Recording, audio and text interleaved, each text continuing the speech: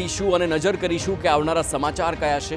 આપને જણાવી દઈએ કે સારું શિક્ષણ એટલે સારું ભવિષ્ય। પોતાના બાળકો ભણે ગણે અને સારા હોદ્દા પર બિરાજે તેવું સપનું દરેક મા બાપ જોતા હોય છે। પરંતુ શું તમે ક્યારે સાંભળ્યું છે કે બાળકો શાળાએ ના જાય તેવું મા બાપ ઈચ્છે? આપને થશે કે ખરેખર આવી ઘટના બની શકે? વાત એમ છે કે મહીસાગર જિલ્લામાં તંત્રના વાંકે હવે વાલીઓ પોતાના બાળકોને શાળાએ મોકલવાનું ટાળી રહ્યા છે। આખરે શું છે સમગ્ર મામલો, આવો જોઈએ।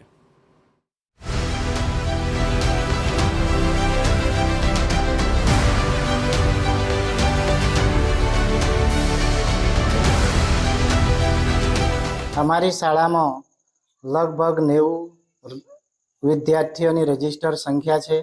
તેમાં આજે એક પણ બાળક શાળાએ આવ્યું નથી। અભ્યાસ બગડે છે પણ એ લોકો મક્કમ છે કે અમે બાળકો જ્યાં સુધી દાખલો નહીં મળે ત્યાં સુધી મોકલવાના નથી। શાળામાંથી વિદ્યાર્થીઓ ગાયબ।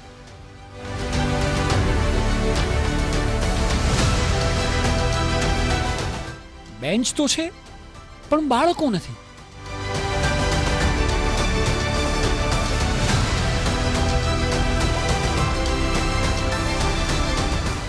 આખરે કેમ વિદ્યાર્થીઓ નથી? આ રિપોર્ટ દરમિયાન આવા સવાલો આપને થશે।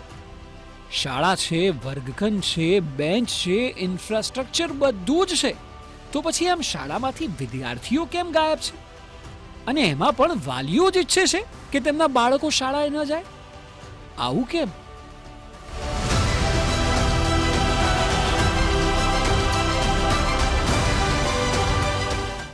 આખી વાત એમ છે કે મહીસાગર જિલ્લાના ખાનપુર તાલુકામાં આદિવાસી સમાજના વિદ્યાર્થીઓને જાતિનો દાખલો છેલ્લા અનેક વર્ષોથી આપવામાં જ નથી આવતો। વાત કોઈ આજકાલની નહીં, પરંતુ વર્ષ 2017-18થી વાલીઓ પ્રશાસનને અપીલ કરી રહ્યા છે કે તેઓના બાળકોને જાતિના દાખલા આપવામાં આવે, પરંતુ પ્રશાસન દ્વારા કોઈને કોઈ કારણે ગલ્લા તલ્લા થઈ રહ્યા છે। વાલીઓ હવે કંટાળ્યા છે। તેઓનું કહેવું છે કે જ્યાં સુધી જાતિના દાખલા નહીં મળે ત્યાં સુધી અમે અમારા બાળકોને શાળાએ નહીં મોકલીએ।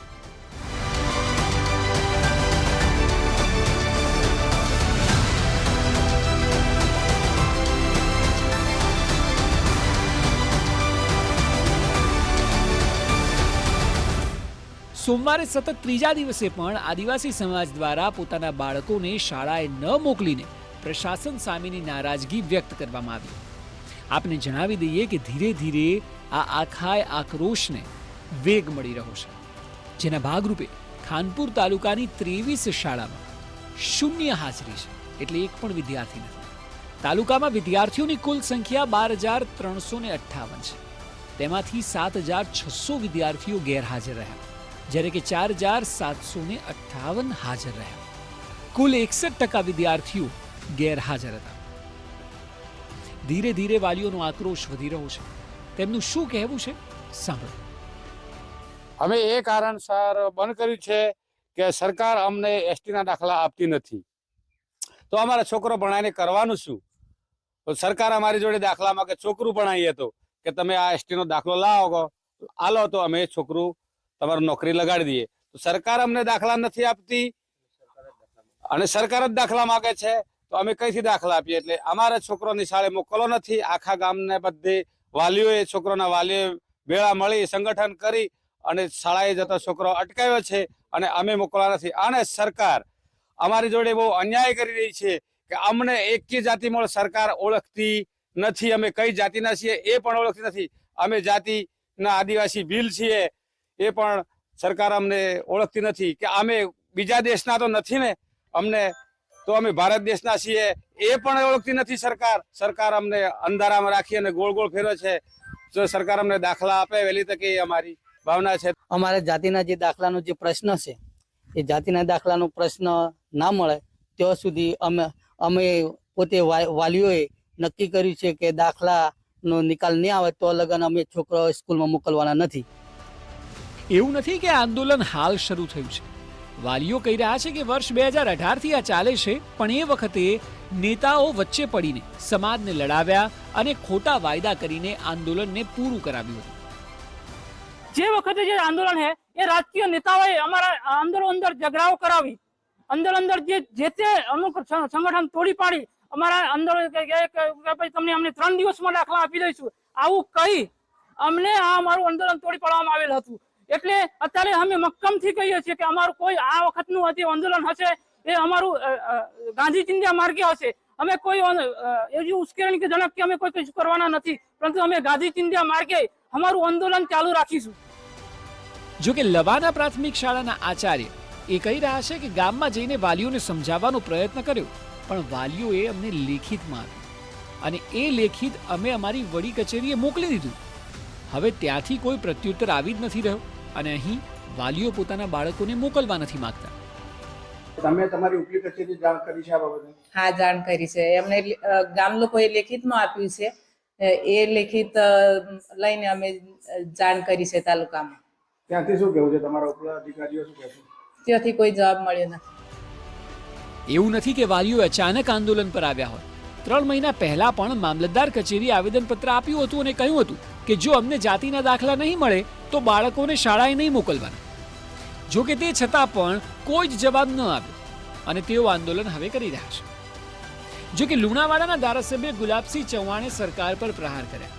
તેઓનું કહેવું છે કે મૂંગી બહેરી સરકાર કંઈ કરી નથી રહી.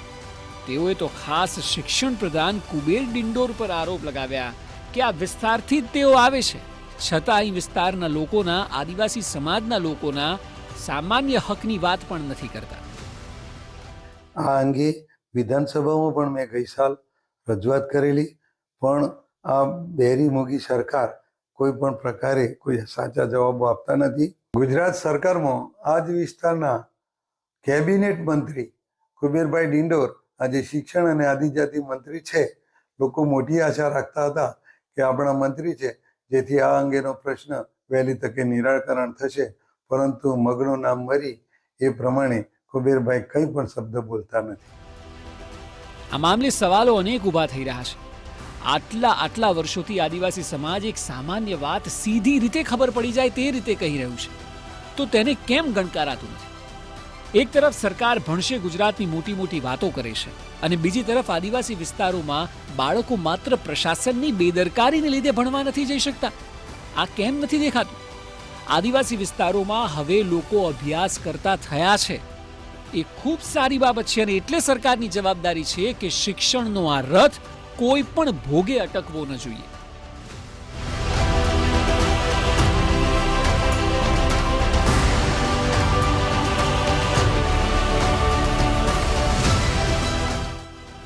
આશિષ ઠાકર, TV9, મહીસાગર.